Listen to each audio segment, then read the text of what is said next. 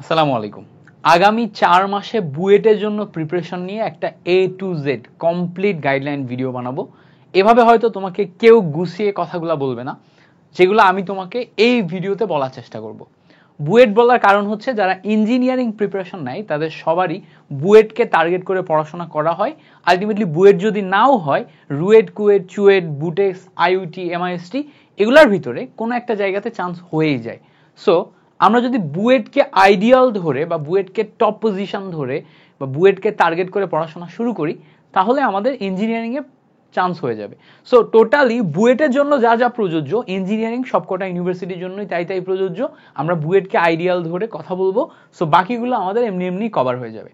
প্রথম কথা, আমরা এই ভিডিওতে কভার করব আমাদের ইঞ্জিনিয়ারিংয়ে বা বুয়েটে চান্স পাইতে কি লাগে, আসলে কি লাগে, দেন কারা চান্স পায়, তারপর আমাদের মাইন্ডসেট কেমন হওয়া উচিত ওভার দ্য জার্নিতে, বুক সিলেকশন কি কি করব, কি কি বই পড়তে হবে, আমাদের পড়ার রুটিন কেমন হওয়া উচিত, এবং আমাদের অ্যাকুরেসি এবং স্পিড এটা কতটা জরুরি, কিভাবে আমরা বাড়াইতে পারবো, প্রত্যেকটা পয়েন্ট নিয়ে একটা একটা করে আমরা আলোচনা করব। সো প্রথমে আসি, আমাদের চান্স পাইতে কি লাগে। খেয়াল করো, চান্স পাইতে কি লাগে এটাকে যদি আমি একটা ফ্লো চার্টের মাধ্যমে দেখাই, তাহলে আমি জিনিসটাকে এভাবে বলবো, চান্স পাইতে, ইঞ্জিনিয়ারিং এ চান্স পাইতে প্রথমেই লাগবে হচ্ছে আমার বেসিক বেসিক বেসিক বা আমরা যদি এটাকে বলি কনসেপ্ট। কনসেপ্ট এবং বেসিক এই দুইটা হচ্ছে আমাদের ফার্স্ট স্টেপ, বা কনসেপ্ট বা বেসিক এই দুইটা হচ্ছে আমাদের ফার্স্ট স্টেপ। এটা যদি আমাদের না থাকে তাহলে ইঞ্জিনিয়ারিং আমার জন্য না। প্রথম স্টেপ। 2 নাম্বার পয়েন্টে যে আমাদের সবচেয়ে বেশি প্রয়োজন হবে কনসেপ্ট বা স্কিলের পর, বেসিকের পর সলভিং স্কিল। সলভিং স্কিল মানে কি? Problem solving skill. কত বেশি আমি ম্যাথ সলভ করব, আমার সলভ করার স্কিল কেমন, সেই জিনিসটা মানে আমি কত ভালো প্রবলেম সলভ করতে পারি, ম্যাথ সলভ করতে পারি, কত সুন্দরভাবে সেই জিনিসপত্রগুলো বুঝি এবং সেটাতে আমার অ্যাকুরেসি কেমন, দেন ফাইনালি যে পরীক্ষার হলে পারফরমেন্স। এই তিনটা হচ্ছে আমাদের ইঞ্জিনিয়ারিং বা বুয়েটে চান্স পাওয়ার কোর। এটা যদি কোনো একটাও তোমার ঘাটতি থাকে তাহলে তুমি চান্স পাবা না। মানে ধরো তোমার যদি বেসিকে ঘাটতি থাকে তাহলে তোমার সলভিং স্কিল খারাপ হবে স্বাভাবিকভাবে। তোমার বেসিক কনসেপ্ট ক্লিয়ার আছে, বেসিক কনসেপ্ট অনেক ভালো, বাট তুমি পর্যাপ্ত পরিমাণ প্রবলেম সলভ করো নাই, ম্যাথ সলভ করো নাই, সলভিং স্কিল তৈরি হয় নাই, তাহলে তোমার আবার দেখা যাবে যে চান্স হবে না। আবার দেখা যাচ্ছে যে বেসিক কনসেপ্ট ঠিক আছে, সলভিং স্কিলও ঠিক আছে, বাট তুমি ফাইনালি যে পরীক্ষার হলে পারফর্ম করতে পারো না, সামহাও তোমার পরীক্ষার হলে যে পারফর্ম হচ্ছে না, তুমি করে আসতে পারতেছো না, তুমি যা কিছু অর্জন করছো সেটাকে তুমি আউটপুট দিতে পারতেছো না, তাহলে তুমি চান্স পাবা না। সো এই তিনের কম্বিনেশন মাস্ট। এই তিনের বেসিক বা কনসেপ্টের পরে সলভিং স্কিল থেকে পারফরমেন্স, এই তিনের কম্বিনেশন মাস্ট। এই তিন হচ্ছে তোমার কোড ডেভেলপ করে দেবে ইঞ্জিনিয়ারিং এ চান্স পাওয়ার। সো আমার চান্স পাইতে কি লাগবে? বেসিক লাগবে, কনসেপ্ট লাগবে, সলভিং স্কিল লাগবে, সলভের দিকে আমার পর্যাপ্ত পরিমাণে খেয়াল করতে হবে, অ্যান্ড দেন আমার পারফরমেন্সের দিকে খেয়াল করতে হবে। যারা এই তিনটাতে কোয়ালিটি অর্জন করতে পারবা বলে কনফিডেন্ট, তোমাদের জন্য ইঞ্জিনিয়ারিং, তোমরা ইঞ্জিনিয়ারিং পড়তে পারো।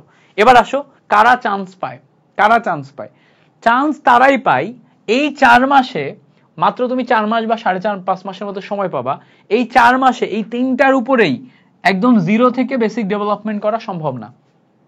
সো চান্স তারাই পায় যাদের মোটামুটি অ্যাডমিশনের আগেই 50 থেকে 60% বেসিক কভার আছে, 50 থেকে 60% বেসিক কভার আছে, যাদের সলভিং স্কিল ভালো, মানে একটা ম্যাথ সামনে দিলেই ওর সলভ করতে ভাল লাগে, ওর প্রবলেম সলভ করতে ভাল লাগে, ওর ম্যাথ নিয়ে চিন্তা করতে ভাল লাগে, কারোর ওকে সলভ করায় দেওয়া লাগে না, একা একা চিন্তা করতে পারে, আবার ওর মনে রাখার পাওয়ার ভালো, ফর্মুলাগুলো অটোমেটিক মুখস্থ হয়ে আসে সব, ঠিক আছে।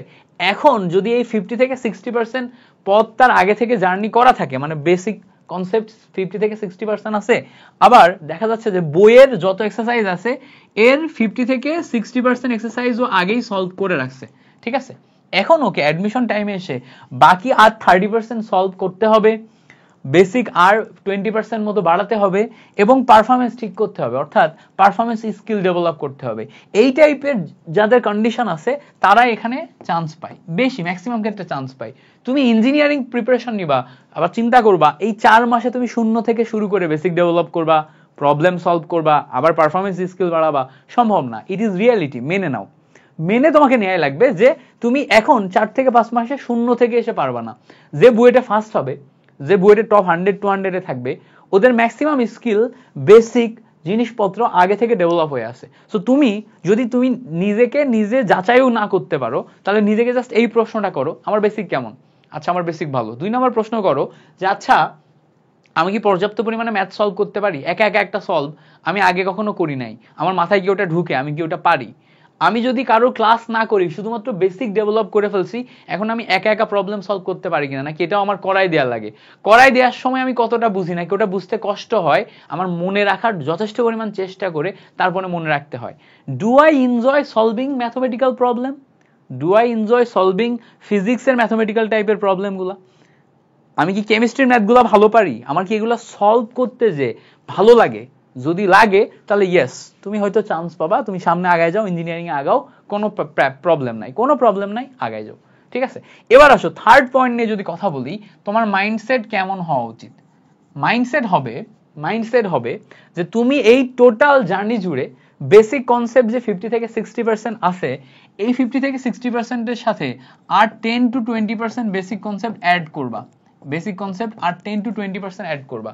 তুমি যদি অ্যাডভান্স সলভার হও, অ্যাডভান্স প্রবলেম সলভার হও, মানে তোমার বেসিক যদি আগে থেকে অনেক স্ট্রং থাকে, সমস্ত এক্সারসাইজের প্রবলেম আগে থেকে করা থাকে, তাহলে তোমার টার্গেট থাকবে ইঞ্জিনিয়ারিং ক্লাসগুলাতে সহজ ক্লাসগুলা ছাড়াও যারা অ্যাডভান্স প্রবলেম সলভ করাছে ওগুলাতে ফোকাস করা। যদি তুমি অ্যাডভান্স প্রবলেম সলভার না হও, তোমার যদি শুধুমাত্র বেসিক কনসেপ্ট থাকে আর খুব কম সংখ্যক এক্সারসাইজ করা থাকে, তাহলে তোমার টার্গেট থাকবে যে এখন আমার যেগুলা করলে চান্স হবে সেগুলাতে আগে ফোকাস করা। ধরো আমি যদি বুয়েটের কথাই বলি, বুয়েটে আমার 50-60% কোশ্চেন একদম স্ট্যান্ডার্ড কোশ্চেন হবে, যেগুলো একদম মিডিয়াম পেসের বা একটু হালকা ব্রেন স্ট্রম করলে হয়ে যায়। তারপর 20-30% কোশ্চেন হবে অনেক হার্ড পেসের, কিছু হবে যেগুলো তুমি হাতই দিতে পারবা না।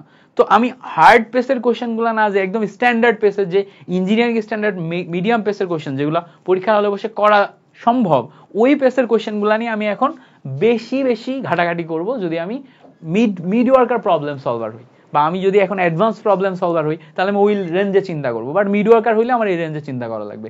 আর যদি তুমি এখন একদমই জিনিসপত্র না বোঝো ভাইয়া, তাহলে তোমার জন্য ইঞ্জিনিয়ারিং প্রিপারেশন না, ইঞ্জিনিয়ারিং কে টার্গেট রেখো না। হ্যাঁ, ইঞ্জিনিয়ারিং কোচিং করতে পারো, বাট এটাও আলটিমেটলি ব্যাকফায়ার করতে পারে। তোমার জন্য ভার্সিটি ক টার্গেট করা বেটার। ইঞ্জিনিয়ারিং এর জন্য টার্গেট নিয়ে, ভার্সিটি ক এর জন্য টার্গেট নিয়ে আগাও।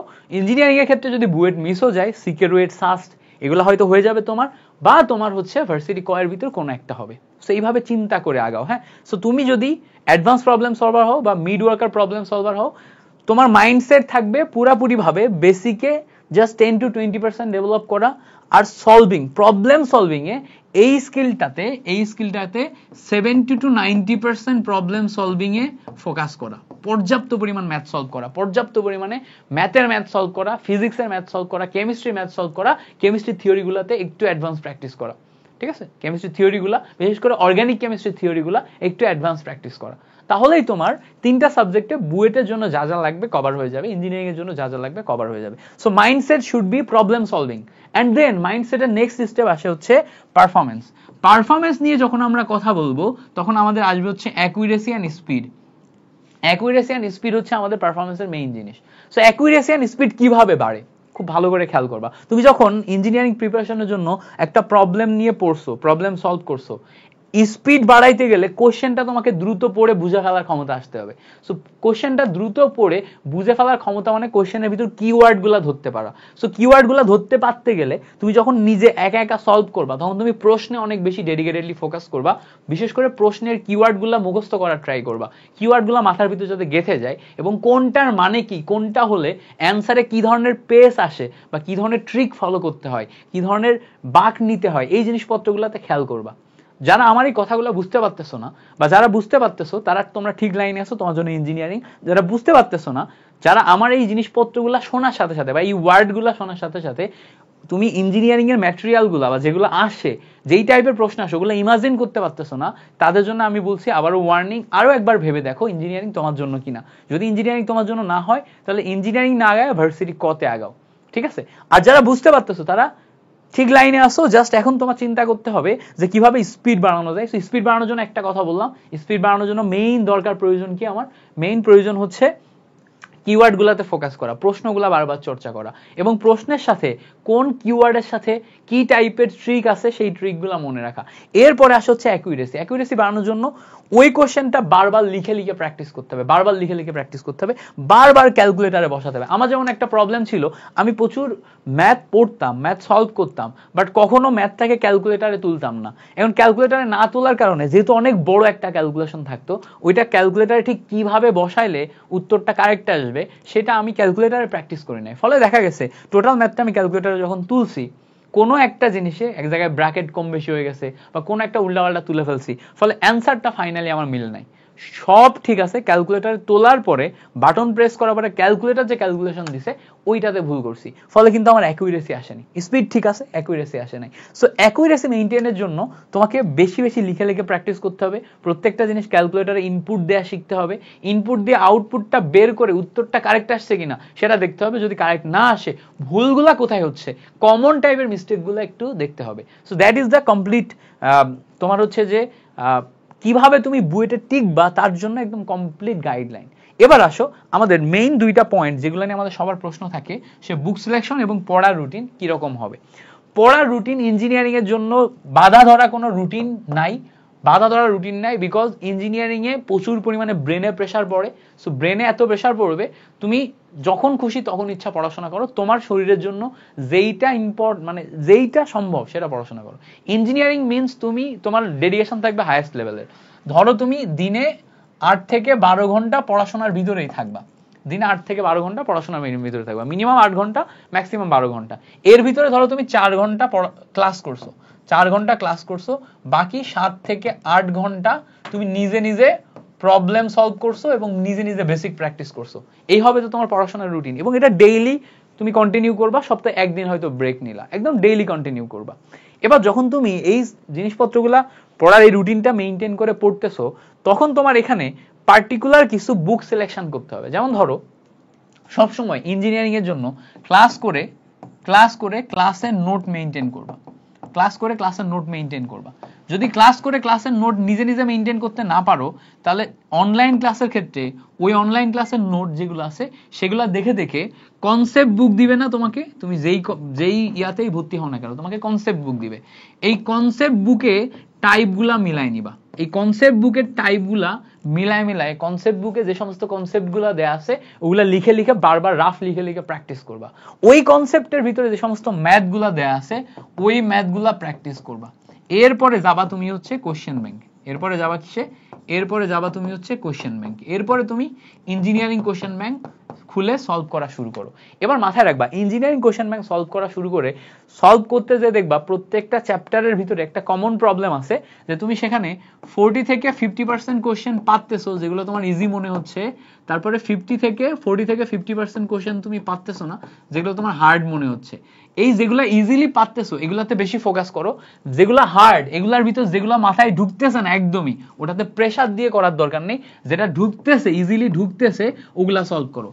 যেটা ইজিলি ঢুকতেছে না সেটা নিজে নিজে এখন অনেক বেশি ব্রেনস্টর্ম করার সময় না, তোমার হাতে 4 থেকে 5 মাস সময়, তুমি দেখবা যেগুলো একদমই মাথায় ঢুকতেছে না ওগুলা ইজিলি ঢোকানোর জন্য কোনো সলভ ক্লাস পাওয়া যায় কিনা, তুমি যেই কোচিং এ পড়তেছো ওই কোচিং এর ক্লাসে ওগুলা সলভ করাই দিছে কিনা, বা তুমি একা একা ওটা চিন্তা করতে পারাচ্ছে তোমার কোনো বন্ধুর থেকে সলভ নাও বা কিছু একটা করো। তোমার কাহিনী হইতেছে কি, তুমি একদম স্ক্র্যাচ থেকে চিন্তা করার দরকার নেই, তোমার একদম ব্রেনকে স্ক্র্যাচ থেকে চিন্তা শুরু করানোর দরকার নেই। এত কম সময়ে তুমি যদি সব এরকম কঠিন কঠিন জিনিসপত্র স্ক্র্যাচ থেকে চিন্তা করানো শুরু করতে যাও, তাহলে তুমি টোটাল কমপ্লিট প্রিপারেশনটা নিতে পারবে না। তোমার টার্গেট থাকবে কত ইজিলি জিনিসটাকে মাথার ভিতর ইনপুট দিয়ে ওই জিনিসটাকে ট্রেন করা যায়, ব্রেনকে ওই জিনিসটাকে কত ইজিলি ট্রেন করা যায়। যদি এটা তুমি করতে পারো তাহলে দ্রুত সময় তুমি দেখবা যে প্রবলেমগুলো সলভ হবে। সো কোশ্চেন ব্যাংক বেশি বেশি প্র্যাকটিস করার রিজন হচ্ছে কোশ্চেনের প্যাটার্নটা নিজের ভিতরে ঢোকানো, যে আচ্ছা এইটা হচ্ছে আমার কোশ্চেন প্যাটার্ন, এই কোশ্চেন প্যাটার্নে এইভাবে আমি উত্তর করব, এই জিনিসটা মাথার ভিতর ঢোকানো হচ্ছে আমাদের কোশ্চেন ব্যাংক সলভের টার্গেট। সো কোশ্চেন প্যাটার্নটা বোঝার জন্য তুমি বারবার কোশ্চেন ব্যাংক সলভ করো, সেখানে তুমি কত পার্সেন্ট কোশ্চেন তুমি পারতেছো, কত পার্সেন্ট কোশ্চেন তুমি পারতেছো না সেটা দেখো। যেগুলো পারতেছো না ওগুলোর জন্য বেস্ট স্ট্র্যাটেজি হচ্ছে ওটা পরীক্ষার হলে ছেড়ে আসতে হবে, ওটা ছেড়ে আসার জন্য আইডেন্টিফাই করতে হবে যে এই কোশ্চেন আমি পারবো না, এটা আমার জন্য টাইম ওয়েস্ট, এটা আমার ব্রেনকে অযথায় প্রেসার দিবে, ঠিক আছে, কোনগুলা পারবো সেগুলো অ্যাকুরেট করে আসতে পারা, এটা একটা আলাদা লেভেলের যোগ্যতা। সো ওইটাও কিন্তু তোমাকে আইডেন্টিফাই করে বসে বসে করতে হবে, তাই না? সো এই জিনিসপত্রগুলো মাথায় রেখে তারপরে তুমি কি করবা, ইয়ার জন্য আগাবা, ইঞ্জিনিয়ারিং প্রিপারেশনের জন্য বা বুয়েটের প্রিপারেশনের জন্য আগাবা। সো কনসেপ্ট প্রথমে বললাম কি, ক্লাস নোট যদি তুমি সুন্দর মতো মেইনটেইন করতে পারো তাহলে খুবই ভালো, না করতে পারলে কনসেপ্ট বুকে যাও, কনসেপ্ট বুক থেকে কনসেপ্ট ক্লিয়ার করো, দেন ম্যাথ করো, দেন তুমি কোশ্চেন ব্যাংকে যে কোশ্চেন ব্যাংক সলভ করো। এই তিনটা স্টেপ তুমি যদি ফলো করো মোটামুটি তোমার প্রিপারেশন একদম A to Z গুছিয়ে যাওয়ার কথা। এখন প্রশ্ন হচ্ছে এই তিনটা জেড যদি আমি ফলো করি এরপরে আর কি কিছু করা সম্ভব? ইয়েস, তুমি যদি মেইন বইয়ের যে সমস্ত প্রবলেম আগে সলভ করে রাখছো, ফিজিক্সের মেইন বই, ম্যাথের মেইন বই, কেমিস্ট্রির মেইন বই, এগুলা যে সমস্ত প্রবলেম আগে সলভ করে রাখছো, তোমার হাতে যদি সময় থাকে এখন তুমি দেখবা ক্লাসে, তারপরে কনসেপ্ট বুকে, কোশ্চেন ব্যাংকে অনেক শর্টকাট শিখবা, অনেক কম জায়গায় সলভ করতে শিখবা। এখন মেইন বইয়ের প্রবলেমগুলা শর্টকাট কম জায়গায় সলভ করতে পারো, কারণ কি যখন কোশ্চেন করবে ইঞ্জিনিয়ারিং এ অনেক ক্ষেত্রে মেইন বই থেকে কঠিন কঠিন কোশ্চেন যেগুলো সচরাচর আসে না ওগুলা টাইপ রিপিট করে, ওগুলা হুবহুব তুলে দেয়, বুয়েটেও দেয়, সিকের ওয়েটে দেয়, বুটেক্সে করে এই কাজ, ঠিক আছে? সো এগুলা দেখা যাচ্ছে যে একদম নতুন টাইপের কোশ্চেন তোমাকে তুলে দিবে। সো তুমি যদি বইতে বসে বসে সময় পাও এগুলা করার, ডেফিনেটলি এটা তোমাকে হেল্প করবে। সো এইভাবে তুমি তোমার বুয়েটের জন্য একদম A to Z প্রিপারেশন বা ইঞ্জিনিয়ারিং এর জন্য A to Z প্রিপারেশন নিতে পারো। সো মাথায় রাখবা, তুমি যদি ইঞ্জিনিয়ারিং এর চান্স পেতে যাও তোমার লাগবে বেসিক কনসেপ্ট, দেন লাগবে সলভিং স্কিল, দেন লাগবে পারফরমেন্স। এই তিনটা জিনিস ছাড়া তুমি চান্স পাবা না। আমার নিজের এত বছরের অভিজ্ঞতা থেকে আমি দেখছি এগুলাতে যারা নিজের স্কিলটাকে 100 করতে পারে তারাই সবসময় চান্স পায়। এবং যারা যারা হচ্ছে যে ইঞ্জিনিয়ারিং এর টপ পজিশন করে তাদের একটা, এই তিনটার পাশাপাশি তাদের একটা স্পেশাল স্কিল হচ্ছে অ্যাকুরেসি অ্যান্ড স্পিড। তাদের অ্যাকুরেসি অনেক ভালো হয় এবং স্পিড বেশি হয়, তারা দ্রুত করতে পারে এবং যা কিছু দ্রুত করবে ওই দ্রুত করা জিনিসপত্রগুলো 100% কারেক্ট করে আসতে পারে, একদম অ্যাকুরেট হয়। সো আশা করছি টোটাল জিনিসপত্রগুলো তোমার কাছে ক্লিয়ারিটি আসছে। যদি ইঞ্জিনিয়ারিং সম্পর্কে আর অন্য কোনো কোশ্চেন থাকে সেগুলো তুমি আমাকে জানাতে পারো কমেন্ট সেকশনে, আমি চেষ্টা করব আমার সবটুকু দিয়ে তোমাকে ইঞ্জিনিয়ারিং এর জন্য একটা প্রপার সাপোর্ট দেয়া। আর ইঞ্জিনিয়ারিং কেমিস্ট্রির ক্লাস তুমি এই চ্যানেলেই পাবা, এই চ্যানেল থেকে ইঞ্জিনিয়ারিং কেমিস্ট্রি ক্লাসগুলো তুমি সুন্দর মতো গুছিয়ে নিতে পারো। Okay, thank you so much for watching this video. তোমাদের সাথে পরবর্তী অন্য কোনো একটি ভিডিওতে হয়তো আবার কথা হবে, ততক্ষণ পর্যন্ত ভালো থাকো, ভাইয়ের জন্য দোয়া কইরো। আল্লাহ হাফেজ, আসসালামু আলাইকুম।